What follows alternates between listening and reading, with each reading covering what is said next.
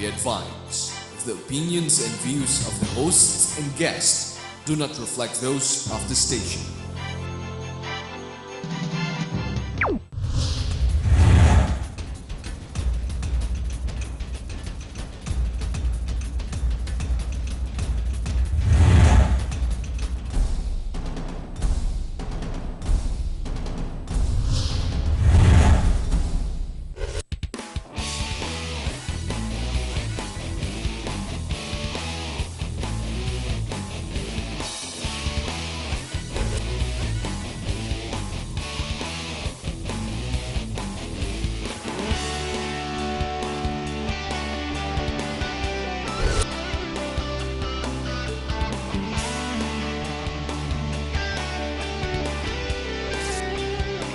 You are what you watch. Hello, good evening. My name is Tambuatco and welcome to our program. Let's see, how do we start this show? We just finished with Pacquiao. What did we learn?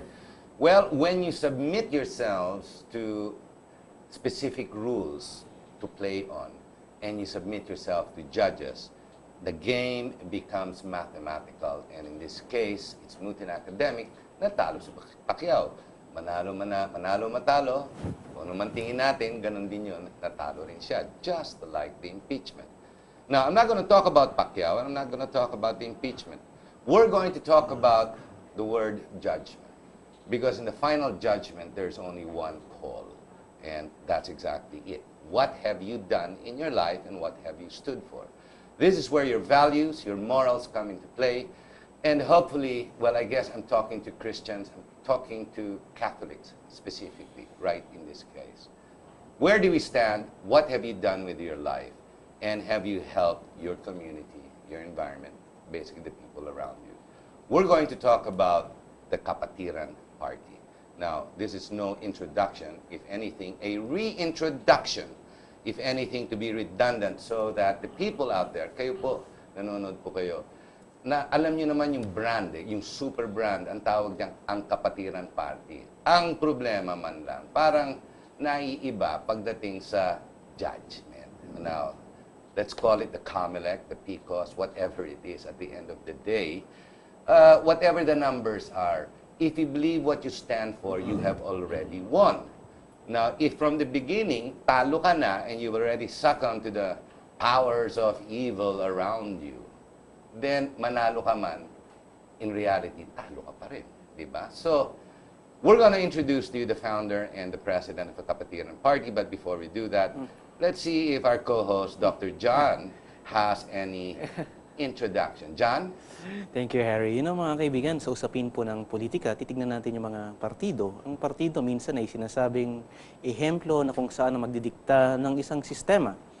Mga kaibigan, mga kapatid, minsan may nag-guest tayong isang politiko. Ang sabi niya, the political party is like a boat, na isang bangka na sinasakyan ng mga kandidato pagdating ng halalan na kumbaga ay iniitsupwera ang prinsipyo, ideolohiya at ang kanilang mga adikain.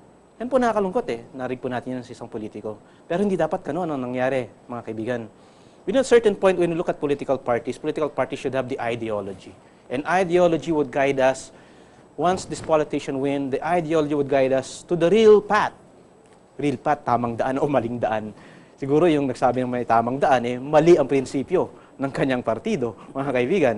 So, pag titignan natin yung mga ganong aspeto, nakakalungkot minsan kung sino pa yung may magandang adikain, yun pa yung konti ang sumasama. Kung sino pa yung may magandang prinsipyo at ideolohiya, sila pa yung naiiwanan. Alam niyo po, mga kaibigan, kung titignan natin yung mga ganong punto at aspeto, sa mundo yata, numero ang nakikita. Just like the Pacquiao game. Even in the impeachment game, as they look at it, it is a numbers game. But we do not look at the quality and the principle behind the judgment of certain few individuals. In a political party, there are political parties that state that principle per se is the best thing for us. Kumbaga, prinsipyo na lamang ang aming pinanghawakan, wala namang pera, pero ang kanilang puhunan ay ang kanilang mga prinsipyo. Sino bang makikisabi dito na minsan na adikain na magkaroon ng isang gunless society, medyo kakaiba. Siguro para ipakilala yung ating guest, pabalik ko kay Harry ang ating... Ladies and gentlemen, Here we go. The cam's gonna go back here. Okay, here we go, here we go, here we go. There I am. Okay. I'd like to introduce to you our guests. We have the founder of the Kapatiran Party, the man who is known basically for the gunless society. This is where he first made his name popular or infamous to many who espouse guns. Ladies and gentlemen, we've got Nandy Pacheco, and then we also have the president of the Kapatiran Party, we have Manalang. Gentlemen, thank you very much for being in the show with us. Salamat naman, narito kayo. Thank you, Harry. Mabuhay kayo.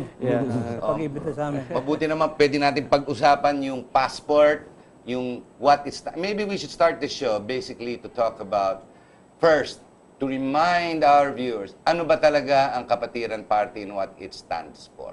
Correct? Who do we start with? The founder. The founder. Founder. Mr. Pacheco, ano ba talaga ang Kapatiran para mabilisan muna? Ang Kapatiran is a political party, First and foremost. first and foremost. Hindi tayo evangelical group, ha? Hindi tayong... Hindi to religion. Hindi tayo religion. Hindi. Okay. It's a political party that promotes good politics. Ngayon, alam mo kasi, ang karaniwang paniniwala ng tao sa politika is marumi. Basta politika ito para sa mga dyan. Marumi ang politika. No. Politics is good. Politics is clean. It's been defined as authentic public service, good governance. Pero ba't dumudumi ang politika? Because ang nagdudumi, yung mga politiko.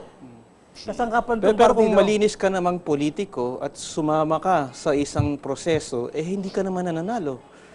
Alam mo, the end does not justify the means. Yun ang masarap doon Talagang ang laban mo, malinis at talagang hindi ka lumiliko sa daan. The way is clear and straight. Nothing can really prevent you from straying away. Maybe I can, on a summary, very briefly, I'll read the first 10 principles Mr. Pacheco has founded ang Kapatiran Party of. Very quickly. Number 1, belief in the Almighty God. I don't think we have to explain that any longer. Number 2, right to life and dignity of the human person. Well, simple lang yun. Gusto mo makipagpatayan, obviously hindi ka pwede sa amin. Number 3, call to family, community, and participation. Is there any other? 4, rights and responsibilities. That goes on to explain to you your role with family. Number 5, options for the poor and the vulnerable. That's where the community comes in. Number 6, the dignity of work and rights of workers. Number 7, solidarity. That needs a bit of explanation as we go through. Number 8, the common good. This is not the Rotary. This is the common good. Number 9, care for God's creation. And number 10, peace, active non-violence, and progressive disarmament. So, quite simply, straight to the point as you put it. So, pwede bang hindi Katoliko sumali sa Kapatiran Pwede. Party? Paano kung ang belief of God mo, Muslim ka, Allah? Alam mo, ang gusto natin patunayan nga sa mga Muslim o hindi naniniwala sa Kristo ay ang ating pananampalataya ay ang tinuturo ay mahalin mo lahat ang kapwa mo. Huwag kang gagawa ng masama sa kapwa mo. So we want to tell them, to assure them that our objective is to really love them. Common good, basically. Common good. Don't do to others what you want others to do to you. Yung common good does not mean what's good for the majority. No, we are not trying to obtain the good of the majority.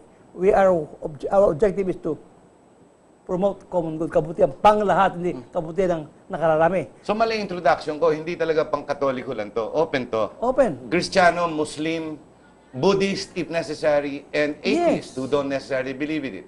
But it's for the common good, basically, Sa mankind. Lahat. Mankind. Ano siya, Hari? Hindi siya would focus on the religion. Basta in the passport to Philippines, nakikita ko doon, base doon sa nakita kong agenda ninyo, is maging maganda ang bayang Pilipinas, Yes. regardless of your religious affiliation. Tama ba ako? Regardless. Kaya kabutihan pang lahat. Pang Pang lahat. lahat. Alam mo, Eric, problema, pag may bago nakikinig at ngayon lang narinig, but you know, Kapatiran is already a brand. You've already gone through how many election processes? Since 2007, 2010. So, nakatatlo na. Yes. This is going to be the third Yeah. exercise. win or lose was not the objective necessarily. It was not the end. Because it's a movement, a passion, and a delivery. A deliverance if necessary. Paano tayo naiiba with the religious grouping? Hindi kaya parang napakalapit sa mga... Kasi we espouse the rule of God from the founders' points of view, the 10 principles. Twice it is mentioned the rule of God, the rule of law is the rule of God. Hindi kaya, paano tayo maiiba sa simbahan? Hindi man tayo, our not intention is to separate ourselves from the church. Because our faith comes from, we have the same faith. Kaya yung ating paniniwala should be one. And our faith is reflected in our action. Ang simbahan ang tinuturo, kabutihan pang lahat. Yun ang ating pananampalataya. Ang simbahan ang tinuturo yung pagmamahal sa buhay, ang paggalang sa buhay. Yun ang ating pananampalataya. So how can we separate? Ang pinagbawalan talaga, yung sa simbahan, bawal ngang pare komandato. Pero sa Estado naman, pinapayagan nila ang pare magkandato. Hindi ba? Ano posisyon natin doon? Gaya kay Governor sa Pampanga. Si Ed Panlilio. Ed Panlilio. Di ba pari yun si Amo? Di ba Among? Well, ang position ng kapatiran dyan is that it is right for the lay, yung laiko, to be the one to participate in the transformation of society. And a priest, he may get involved, but not to participate as a candidate. So in other words, hindi tama. Hindi tama. Oo. Hindi tama. Parang Yun ang posisyon. Parang kuwan yan, yung ibang mga tao na sa militar. Di ba? All of a sudden, mag-stage ng coup or whatever they want to call it. And then before you know it, sumikat sila. Being seen as heroes by the common folk. And what do you have? The likes of Trilades, who became... Biason. Yeah, Biason, who became senators because of using their military affiliation. And Diba? popularity. And popularity. To stay in power. Correct. Oh. So medyo these people are crowding Pero out. competent si Biason, not for anything. The old man Biason is very competent, so to speak. I mean, from rags to riches yan, and to his disciplined life to where he is today. But he's staying on as congressman. Well, that's a little iffy. Yeah, because the competence naman is not everything. Okay? Because there are values that are needed beyond competence. Okay? Like when you say you're in a I'd like to ask that more later, but not now. sige, But yes, sige. but go on. Sorry. If you want to really espouse the common good, you must believe in the supremacy of life. Yeah. Diba? Because common good rightfully means that you and I belong to the same species, and I help you as you help me, and I will not harm you as you will not harm me. Diba? So common good is a very simple thinking. Okay? And Kapatiran is the only national political party who makes a statement that it is consistent in its ethic of life. Consistent. Hindi yung sasabihin, kalaban ko yung RH. Pero, on the other hand, meron siyang ginagawa against the environment. Diba? Which affects life. Okay? So, consistent ethic of life is the narrow road. Diba? It's easy to make a statement, I'm a legislator, I am pro-life, I will fart RH. And then you turn around and you do something Legal that order. affects life. By the way, Go ahead. yung ang Kapatiran Party is pro-life across the board. Yes, it's pro-life. I read that. Pro-life across It's the board. not contestable. No, kasi akala nila yung pro-life, yung basta sa buhay lamang. Opo. No, ang pro-life is against force number 1 yung life, yung buhay, dignity. Pero kasama na roon, yung halimbawa, yung mga torture. Oh, yung kasama na roon yung mga corruption. Kasama na roon yung mga sports. But, Mr. Founder, Nandy, anong naiba sa political party ni Pinoy na liberal sa Kapatiran? Kasi siya, matuwid na daan, walang korap, walang mahirap. You have to remember, every time we hear the President speak, di ba, he has a specific point of view. Now, I've had to write about the President and his position. And ako, while he can gloat, deserves to gloat to date. He may have broken some rules as far as the impeachment is concerned, basic rules, no rules of law. But his seeming passion, his discretion, his ability to stay or have, ironically, to even have that iron hand, diba, to go the straight path, has proven to be correct. So far. So far. Anong naiba ng liberal sa Kapatiran o naiba ng Kapatiran sa liberal? Well, if you ask me, Opo. our president has been a congressman and a senator. But what has he really achieved during the time that he was not president? Zero. Pero Eric, in the concept of traditional politics, the voters are not looking at the accomplishment but rather the popularity. That really is the one that scares us all. You see, you have a president that is popular, that seems to be the one at the helm of the ship. But when you see things that are happening that normal people will say, how can he muster together 188 congressmen to force an impeachment? The process is questionable. Why will he allow it as a president? So, the end just does not justify the means sa Kapatiran. I'm not a pro-corona, by the way. Okay? But I am pro-democracy. Once you see a strong hand, and I'm afraid it's not only the president's strong hand there. Okay? As we say in the pro-life movement, the reproductive health He's bill, anti-RH. He's pro-RH. the RH bill and many of these anti-family and anti-life does not belong to the Filipino mind. It belongs to somebody outside, pushing it. The pharmaceutical. Pharmaceutical, the eugenics thinking. Yeah, eugenics, yeah. Okay? People that are in developed countries who have lost many of their resources and their population. And pushing this now down the Filipinos. To level the playing field. Correct. For them. Correct. So, nangingibabaw ang Kapatiran by any measure. Is that our belief? Ang Kapatiran Party is by measure above all the morals and values of any and all political parties. yes, Can we say that? Yes, yes. Harry, there are 10 commandments of God. Okay? Now, those commandments are not of the commandment of a Christian God alone. You remove it, those 10 commandments are from natural laws. That from the time humans, civilization learned about moral, it already was established.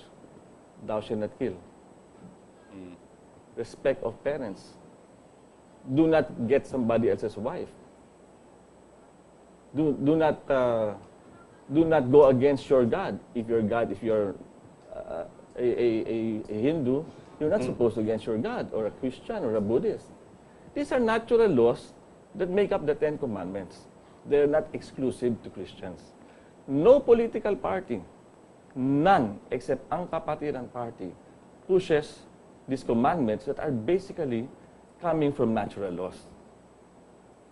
Okay? Now that we're establishing the position of Kapatiran Party and what it stands for, let's look at the viability and the experience of the Kapatiran Party. Let's look at 2007, 2010. You fielded a candidate, JC De Los Reyes, who's quite popular, who went all around, but he didn't seem to garner any votes. How is that? In 2007, he was the only candidate to survive by winning as the councilor. Yes, in Yeah. Olongapo. In Olongapo. Then in What happened? 2010, he ran for president. Well, in Olongapo, JC was the top councilor. You were saying before the show. Yes, and he was very much popular, not because of, well, JC has a good, amiable face. But aside from that, Ay, mabait naman talaga. he has really been schooled in theology, no less than the Steubenville St. Francis University. Okay, he comes from political parents. His father is a De Los Reyes, who is related to the Zamoras. Okay, and his mother is Gordon. Okay. I didn't realize Gordon mother niya. Okay, so in all aspects that you want to look at it, from the traditional political dynasty, he should have run under either one and become just comfortable as a a politician, As they all come. maybe starting from Olongapo, going to Congress, blah, blah, blah. Diba? He did not. He went against the grain. Okay? And that's prophetic. For a young boy like JC, who just turned 40 couple of months before the election, Yes, I remember. it's very rare to find somebody like that. As a matter of fact, I don't know of any son or daughter coming from a political clan that did it that way or still continues to do it that way. That's the kind of political party that Kapatiran stands for. But the consequence, he did not win. Well, as we say, and this is to whatever belief you have, okay, we are called in our beliefs for faithfulness. Because if we're called to win, then that turns it 180 degrees. To win means you've got to do anything to make it happen. Yes, Nandy, you're going to say. At saka kung hindi siya nanalo, siya may kasalanan. Definitely hindi si JC. Yung mga hindi bumoto sa kanya. Kasi yung konteksto ng politika, minsan ito yung pumasok sa Pilipino. Ang kailangan sa politika, manalo ka. Yeah. Ang nakuwang boto ni JC during that time is about millions or hundreds of thousands yata. No. Where JC got votes of over 80,000 running as a councilor in Olongapo, he only got 42,000. Ito nationwide. Nationwide. It boggles the imagination. Yeah. Okay? And So then, are you saying that the election process was defrauded? well, I think there's no way but to conclude it that way. Because even the COMELEC now says... You realize that we're back to it again with the PICOS in 2013. But the COMELEC now says they will fix all of those things that were disregarded. Okay? Now, the question So now not fixing it was rigged. well, if you drop all of the safeguards, then what's the use? Diba? What's the use? But assuming now the PICOS machine in whatever form or shape, whether that's Smartmatic or something else, Yes. as long as the safeguards are in place, medyo mahirap dayain. Diba? Medyo mahirap. So, I hope and pray that this COMELEC will be more smart than Smartmatic. Okay? Okay, we're reaching the bottom of the hour. We're going to have to take a short break. Ladies and gentlemen, that's the issue. The problem, again, I guess, is the PICOS, and people are beginning to question all of this.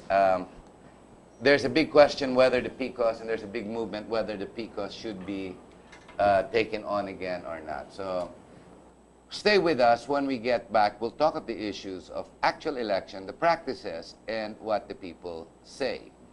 Now, the grassroots has a lot to do with it because this is where the majority will come in. Does the majority really get to rule? I guess that would be my question number one, and that would be yes, because that's our democracy, assuming that's what we have. I call it democracy, but for now, let's call it democracy. Number two, do they know what they're doing? Or, of course, we've got the magic called PICOS. Which is it, one or the other? We'll be right back. Stay with us, and more on Kapatiran.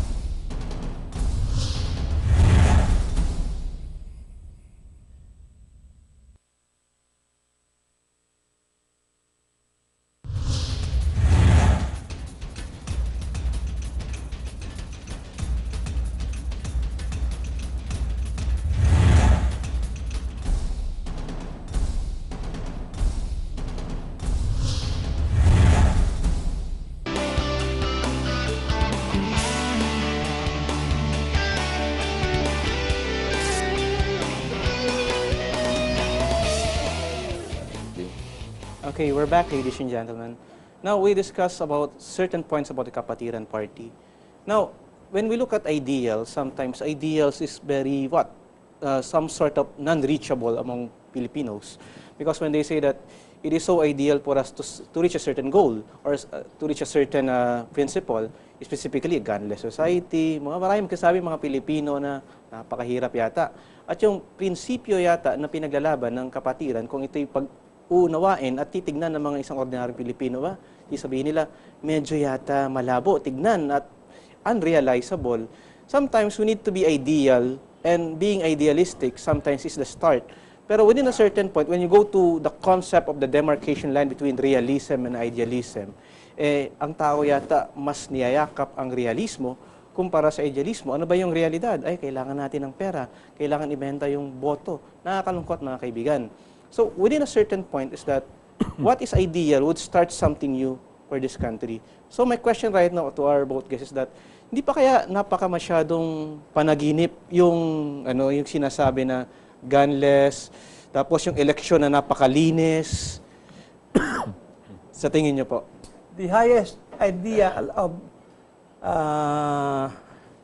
realism is still idealism. Yeah. No way shall I depart even an inch from that rule. Idealism.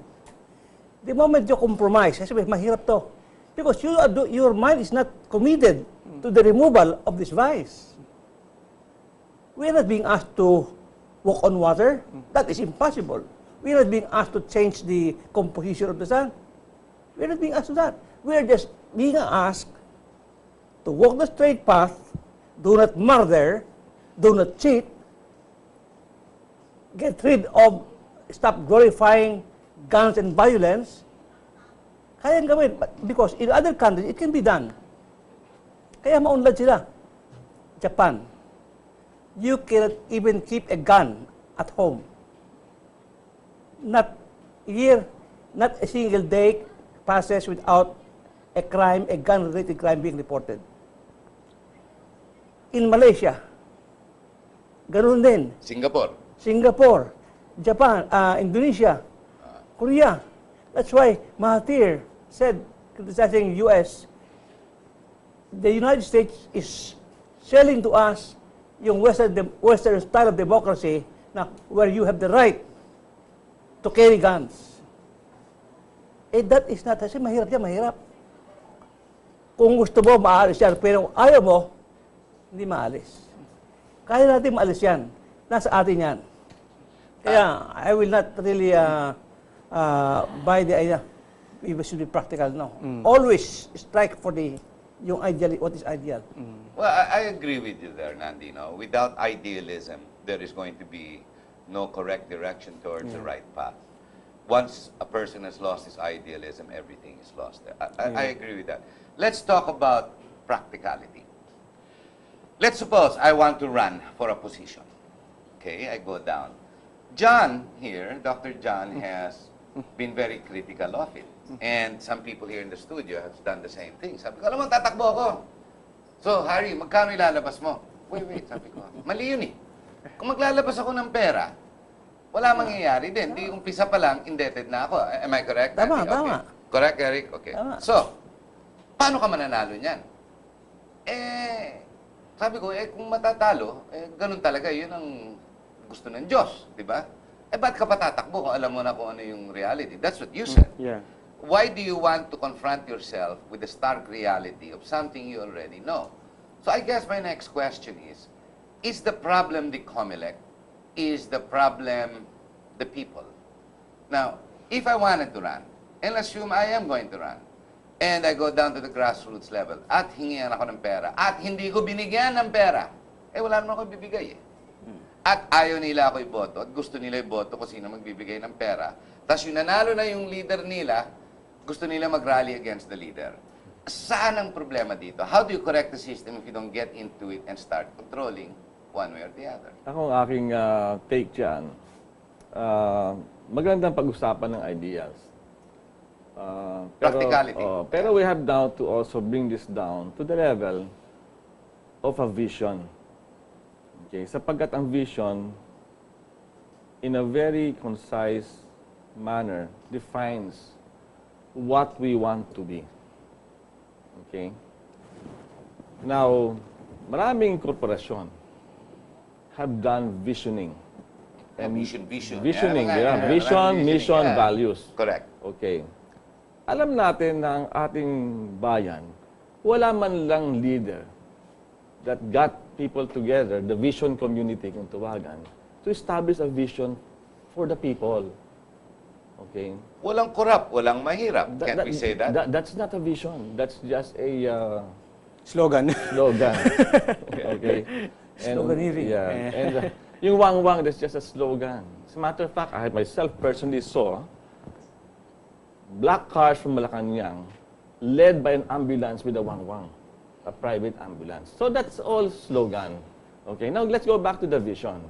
Sabi nga, without vision, people perish. Right? If our country has a vision for the people now will be able to relate to it. Not just being able to relate to somebody who has become successful businessman or a good basketball player or a whatnot. Politics, Okay? celebrity politics. Celebrity politics. Yun nagiging parang vision nila. Diba? It's wrong. The vision must go beyond all of this. Pero Eric, di ba, ang pagkukulang ng estado at liderato, minsan dapat punuan ng simbahan pang-espiritual. Tuwing linggo, pag nakikita natin, maraming nagsisimba. Nagtuturo yung pare sa sermon ng magandang asal. Pero nakakalungkot isipin, ako nagdaan ako sa local politics, maraming nagsisimba. Pagkatapos magsimba, binibenta pa rin ang boto. Sapagkat wala naman talagang nagsasabi na ang pagbenta ng boto ay kasalanan. Isang bishop told me, Eric, matagal na ako nagpapakumpisal. Ni isa, walang lumapit sa akin para magkumpisal na siya ay nagbenta ng boto. Ni isa. Sapagkat, disconnected. Dapat, the nation must have a body and a soul. Okay? Or else it will not be a component of a vision. There has to be body and soul. Ibig sabihin, Eric, yung liderato natin ay walang espiritual na direksyon para gabayan ang ating tao sa The mother. Kasi it all boils down to the leader. Kung yung isang leader ay may magandang vision, everybody would follow. Kaya nga, Wasn't Cory very close to the church? Did not she espouse the teachings of the Catholic Church specifically? being close does not make you a good Catholic. Yeah. And we've seen that. I'm not talking about Cory, but many Catholics are in church, they're out in Congress promoting the RH bill. Okay? So let's go back to the vision. If we cannot establish the vision, and how is the vision established? The church has given it the fullness of life for every Filipino. Diba? The vision is to have each and every Filipino experience the fullness of life. From the time of conception to the time of natural death. Fullness. Pwede siya maging whatever he or she wants to be. Okay? The state is supposed to provide that, to enable that to happen. And the church helps in the values formation. Okay? The church does not have to get involved. I mean to say the institutional church. And it's lay people like us that get involved. I'm very much involved, as you know, in the pro-life movement. Diba? I took that as a particular advocacy. Now, kung wala yung vision na yon, how do you think the mission will be established? The purpose is there, but the things to be able to support that is not in place. Education is a very important mission. In every election, candidates have their own visions and platforms as they go to the stage. But the problem is that certain visions and platforms being set aside based on the people who are handling them. Ibig sabihin, yung mga kandidatong ito ay hawak ng mga oligarko na nagpatakbo sa kanila at yung mga interes ng mga oligarkong ito ang masusunod ng interes ng bayan. So Doc, ganito. So, nandun tayo sa vision. Andito yung vision. Napaka-importante ng values. Yon. On how to do it. Diba? The values like, when you say, do it following the rules of natural law. Huwag manggakaw. Huwag pumatay. Diba? Huwag ka mangiisa sa Huwag ka kapwa. mangiisa. The values, napaka-importante. Diba? So, vision, mission, values, you won't get there until the vision is established by no less than the ones running the show. Diba? Culture starts from the top. Without defining the vision, the culture will not change. It starts from the top. How do we change the mindset in the grassroots level when the people in the masa are relatively messed up? Ang ganda ng tanong na yan. They say that there are so many institutions in the Philippines. But we fail to identify media as one of the crucial institutions. Yeah. The most protected by our Constitution, and yet they are all over the place destroying the culture. Well, of the Philippines. I'd like to pronounce that here in GNN, on top Okay. of Harry, we promote the proper values. Correct. Ergo, we've got the Kapatiran Party, but please carry on. Correct. Please carry on. There's this secular media. Sorry, self-serving yun, but No, let's continue. I'm on Radio Veritas. You know? Okay. And we also Announce that very quickly before you go. Yeah, What have- times do you go? we have show- 8:46, 8:46 a.m. 8:46 on the AM AM dial. radio. It's Radio At what Veritas. times? Saturday morning, it's 6 to 7 6 to a.m. 7 a.m. That's Gising Kapatid. Gising Wednesday, Kapatid. that's Okay. 6 to 7 p.m. Turo ni Ina. Sa gabi naman yun. Turo Gabi. ni Ina. Ina. Oo. At saka Thursday, 6 to 7 p.m. Digma ng Buhay, which is Digma ng buhay. pro-life. You know? Oh, wait. You're not Father Eric, no? It's Eric. No. I have 6 children and several grandchildren, and Well, nowadays, it's fashionable. No, but going back, how do you change? How does Kapatiran promote to change in the grassroots level the wrong values? You're saying the answer is media as an institution has been allowed by government to do whatever it wishes. Yeah. Look at Lady Gaga. I like the way she Yeah. dances. Yeah, Lady Gaga. We actually went to the chapel, the shrine actually beside it, the shrine of. I read it in the papers. Yes, and we prayed that somebody comes to his senses in government and says, hindi pwede yan. Di ba? Hindi pwedeng pinagagawa ninyo. Hindi laban lang sa Katoliko. Religion in general was being attacked. Diba? So, back to media. This country will not change until media changes. What do you propose for media regulation? Okay. What kind of regulation? For me, if I were to give my 2 cents Let's worth, suppose Kapatiran is now at the helm of political success. It's got the authority and it has the majority. How would you regulate media? democracy is being able to have voices heard. Freedom. Okay? Freedom to be heard. When media controls all aspects, radio, print, TV, Which it does. cable, then democracy does not exist except for the media. They can do whatever they want. But the grassroots cannot do anything. Now, what's the solution? Take out media? No, equal opportunity to be heard. If I were government, I would say, okay, we have 4 or 5 government stations, radio, blah, blah, blah. Go, guys, have a slot there and say what you want to compensate from what you think is being poisoning the people, especially But- the masses. Doesn't government have that? It's called NBN4. It's called Oh. Radyo ng Bayan on radio. It's got 2 others. And then it's got Channel 9. Well, wala na 9, wala na 13. But okay, Okay. Channel 4. I had a friend, you know, Baby Nebrida. Yes. Okay, she had a very good show on Tinanggal. NBN. Tinanggal. Tinanggal. Di ba? And that was just fighting pro-life. Our age, di ba? This is a pro-life. Now, those media outfits come from our taxes.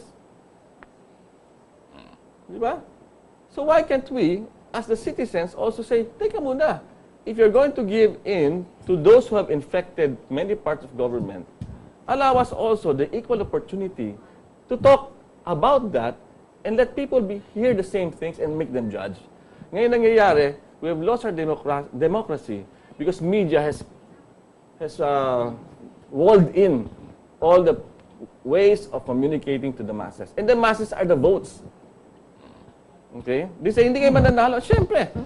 Kaya nga, we're not going to spend because even if we buy newspaper ads, TV ads, radio ads, wala mangyari. Pero yung media, Eric, is hawak ng mga oligarko na kung saan ang interest ay pinaglalaban din yung kanilang mga kandidato. Well, kasi nga, ang nangyari, it's an effect. Yeah. It is not the cause. The cause also is because our government, not only this government, but in the past, has forgotten to see the importance of democracy by hearing the voice of people. Okay? Without any, ika But nga, Eric, that's the question. What exactly is the voice of the people? It seems to me, like Dr. John brought it out earlier, his experience in local politics. Lahat naman yan, nagsisimba. Your experience, wala nangungumpisal na They sold Nagbenta their ng votes, boto. nagbebenta ng boto. How do you change the mindset of the masses if they're the problem? Well, it's a communication challenge. It's a communication challenge. Our our uh, our masses can only hear what is being paid for them to hear. Whether that's advertisements or advocacies that are for a certain group Interest. interest. Okay, there are religious groups that have enough money that they can buy channels, cable TV. They can have. Pero marami yung born again, Yeah, evangelism, but, maraming new characters that come on TV But and act like they're God. lately, now you can see, without being negative about Iglesia ni Cristo, they now have news and commentaries. Diba? Yes. Now, that's also, in my mind, their way of also forcing whatever the other secular media is doing to them. They're being So marginalized what as you're well. saying is, yung taong bayan, nadadala ng media, kaya nakokorrupt because ang mindset ng taong bayan, nadidiktahan ng media. Oo. But you're saying that ang taong bayan have no fault really. Wala. Ang may kasalanan yan talaga is sino nagpapalakad ng media. Ngayon, political parties, if we have a COMELEC that is properly formed to only take in parties that have authentic principles and platforms that do not overlap. Okay? Because they're supposed to be one against the other. Now, Liberal Party, Nag-overlap nga lahat naman yan. lahat yan. How does it overlap? Whoever has the most money, dun tatakbo lahat. Yeah, which is why butterfly politics. Kaya nga bangka, sabi ko sa'yo, sinasakyan. Ngayon, that just came out now. Senator Coco Pimentel did not attend the UNA announcement The Senate slate. where ex-Senator Subiri was announced. And But how can Subiri and Pimentel be in the same political party? Because the promoted political party that is supposed to be the number one because of the surveys, true or otherwise, is the UNA of Binay, diba? Vice President Binay.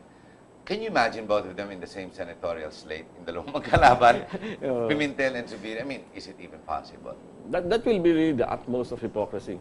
Yun na nga eh. So, I guess, yung nangyari na hindi nakapunta si Pimentel, parang expediency, I don't know. So, Hindi kaya. So, I wouldn't want to be in their shoes, okay? Wherein, again, a political party, a new one, an alliance, is trying to put them together. How many are we fielding for Kapatiran? Are we going for the national midterm elections for senators? Are you going to field senators? We want to field at least 3 senators in 2013. At least Yes, 3. at least You will 3. go local as well? Yes, if we will we're able to get people that are courageous enough, Yeah. okay, and who will espouse. Hey, the I'm principles, courageous. yeah. Good. Amen. Committed and courageous. Yeah. Pero hindi ako maglalabas ng pera. No. Pag ako maglabas ng pera, talo na kagad eh. At saka No. ini-espouse natin eh, At di hindi ba? rin kami pumapayag na ang kandidato ay maglalabas ng pera. Kasi pag naglabas ka, eh siyempre gusto mo kitain uli yan. Pag kinita mo yan, may hinahin doble eh. Di ba? Siyempre. Eh, yun ang problema niyan eh. Noong 2010 elections, kami, na nasa hindi tumakbo, kami ang humingi ng mga donasyon. Okay? To wherever it brought us, Yes. hanggang doon lang talaga. That's it. That's it. Di ba? If the people do not talk about us, even we go to homes and knock Yes. on each and every one, it's no problem. As ka nga, ang aming advocacy is faithfulness. Di ba? Is it important Kapatiran wins this election? Well, it's always important to win an election. If you're especially a party like Kapatiran, wherein you stick out like, are these guys real? Di ba? Totoo ba itong mga to? So Kapatiran is the challenge for the Filipino people. If they are wanting a correct action, a correct position, a correct mission that is deliverable with the same whatever the church espouses, which is exactly what we've been talking about, it is important Kapatiran wins, correct? How long did it take Gandhi to finally kick out England from India? It took him a lot of time. He started actually not in India. Yes. right? Okay, yeah. It became a spark. And where's But it's important that Kapatiran win this election. it is important. It is important. Nandy, If yes. I may add something, no? In addition to sa media, role ng media sa pagbabago, I think equally important is the examples set by Kapatiran candidates, by Kapatiran members, and every person who believes in Kapatiran principles. Because it's only by their examples and behavior can you communicate to the others that ang Kapatiran pala kaiba dito sa partido nakikita natin. Kaiba doon sa mga politikong mga who belong to these political parties. Ay mukha ng halimbawa, pagbili ng boto, tayo, hindi tayo nabibili ng boto. So kaiba tayo sa kanila. Sa katunayan, and I am very proud to say this, many people I have talked to, napakaganda ng Kapatiran. Sana nga, ganun na. Sabi ko naman, sana ang mga tao maging kabukha mo na rin. Yun lamang. Don't be discouraged. Yeah. This is a mission for you and for us, for me. Na, come hell or high water, we'll stick by the rules. Ito importante sa lahat. Kaya, kandidato, no guns. Hindi kami magkadala ng baril, hindi kami hingin ng security. Bibili ng boto, we will not buy votes because we don't want to compromise our service to the people. Bagay pa.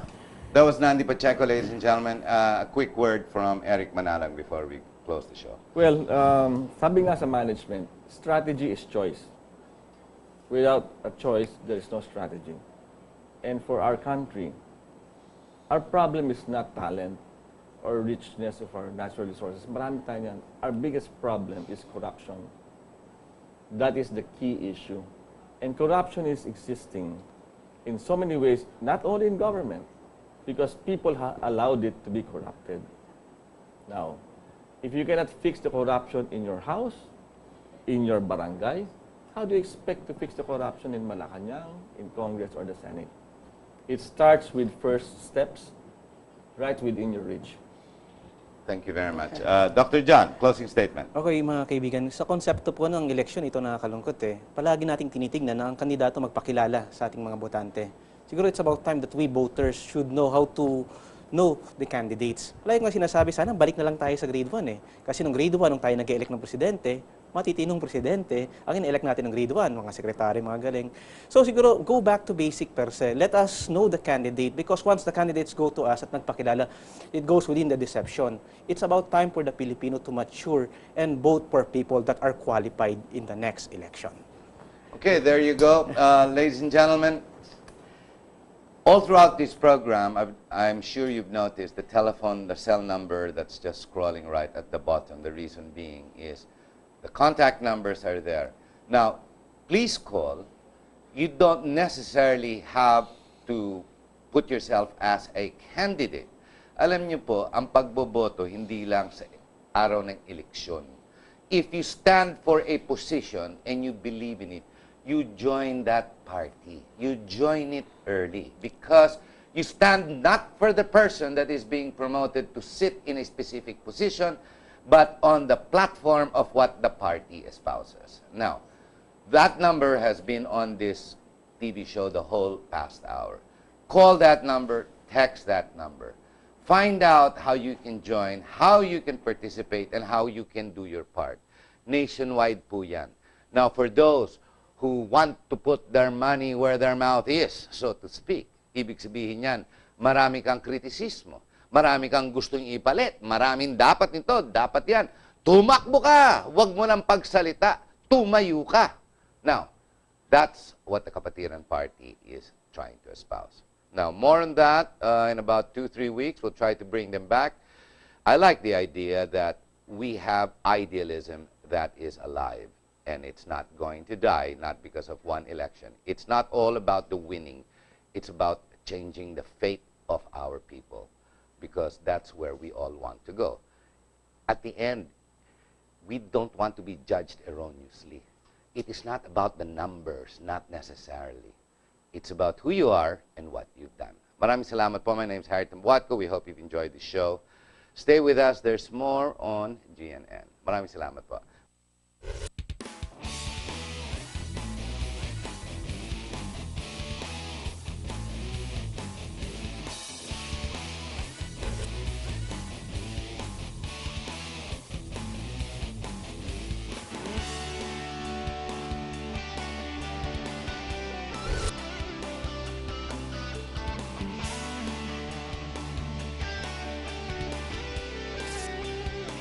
You are what you watch.